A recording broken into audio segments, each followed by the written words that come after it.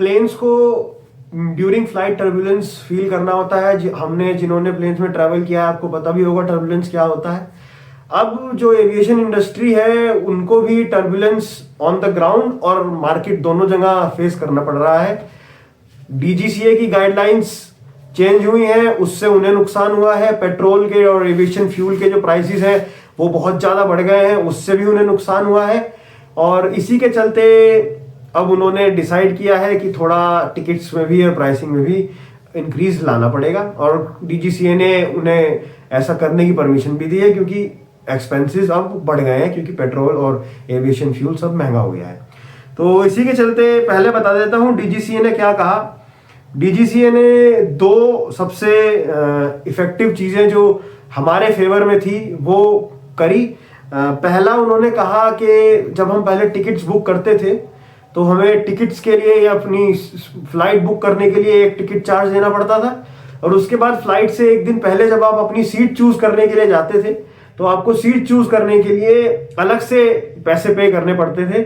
जैसे मैंने अभी अपना एयर इंडिया से टिकट बुक किया था तो उन्होंने फ्लाइट बुकिंग के मुझसे चार्ज लिए, और फिर जब एक दिन पहले सीट्स का स्लॉट ओपन हुआ और मैंने अपनी पसंद की सीट बुक करी तो उसके 800 से 1000 रुपए उन्होंने मुझसे अलग से लिए पर सीट।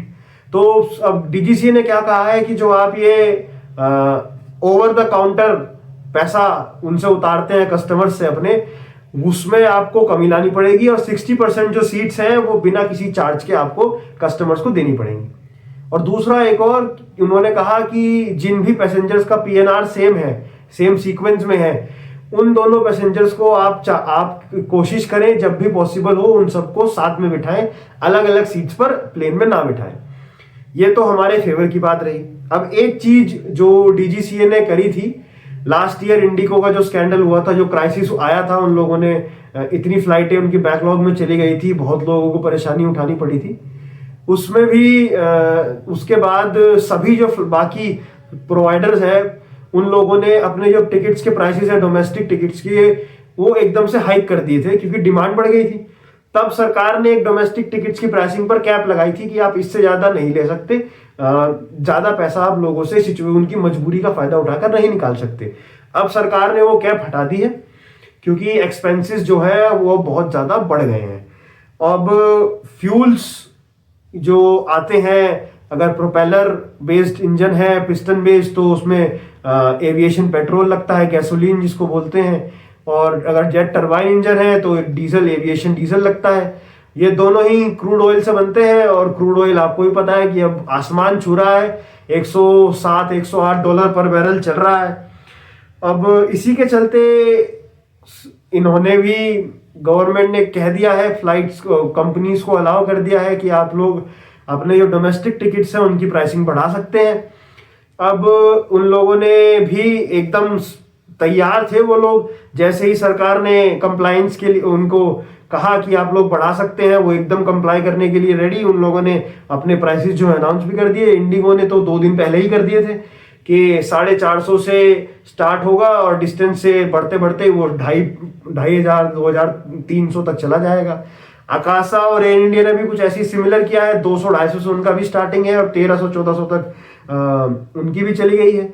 और अब इसमें एक नई बात और सुनने में आई है, अप्रैल 1 को जो ये हाइक है, ये एक और हाइक इसमें ऐड की जाएगी और प्राइसेस थोड़े से बढ़ सकते हैं। अब ये तो रही प्राइसिंग और इकोनॉमी की बात। अब आ जाते हैं क्राइसिस पर। जो क्राइसिस हमारी इंडस्ट्री को झेलना पड़ रहा है, हमारे एक्सपोर्ट्स को बहुत नुकसान हो रहा है। इंडिया फार्मास्यूटिकल एक्सपोर्ट्स का बहुत क्या कहते हैं, प्रोमिनेंट प्लेयर है। हम लोग बहुत सारी दवाइयां all over the world export करते हैं, मैन्युफैक्चर कर और कुछ इंपोर्ट भी करते हैं। अब मेडिसिन बड़ा ही टाइम सेंसिटिव और सिचुएशन सेंसिटिव कार्गो होता है क्योंकि उन्हें स्टोर करना और उन्हें एडमिनिस्टर करना बहुत एक नैरो विंडो में करा जाता है, तो उसको भी बहुत झटका लगा है। ऑलमोस्ट 70% जो हमारा फ्रेट कार्गो था, जो हम लोग बाई प्लेन ले जाते थे, वो अब बंद हो गया है क्योंकि यूजुअली जो हमारे सबसे बड़े इंपोर्टर थे वो गल्फ नेशंस और सेंट्रल एशिया, ये सब कंट्रीज थे। दूसरा जो कमर्शियल फ्लाइट्स हैं उन लोगों को भी झटका लगा है क्योंकि इंडिगो ने तो कुवैत, यमन, इसराइल यहाँ तक अपनी सारी फ्लाइट्स जो है बंद कर दी हैं। और जो लंदन जाने वाली या यूरोप जाने वाली जो फ्लाइट्स हैं उनको भी अब 2 से 3 घंटे एक्स्ट्रा लग रहे हैं, क्योंकि ईरान और पूरा मिडिल ईस्ट का जो एयर स्पेस है अफगानिस्तान तक वो सब कुछ क्लोज हो चुका है।